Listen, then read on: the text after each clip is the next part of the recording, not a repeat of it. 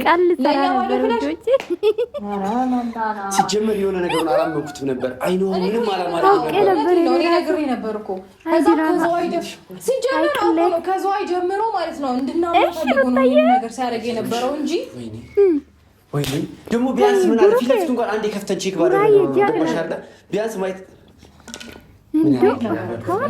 ዘንድሮ ከነ ቤተሰቡ ነገሩ ተወረዳችሁ።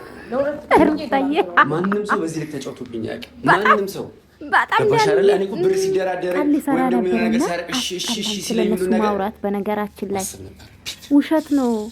ባዶን ልላችሁ ነበር ግን አልተመቸኝም እና ቀለደብኝ እኛ ላይ እንደዚህ አልቀለደ አብረስ ምስኪን አይደል አብረሽዬ ቡራዬ በቃ እግዚአብሔር ይስጥልኝ እግዚአብሔር ይስጥልኝ ብርሽን በልተሽ ላፍያል ያለው ነገር እንዳለ ተመልክተናል።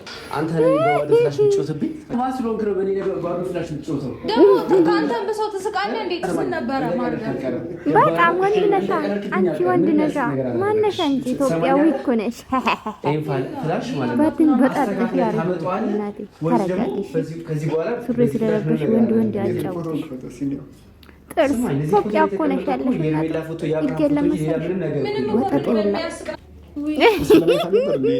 እንዴት ጀግና ይሆንክ ነው እንዴ መሰለህ?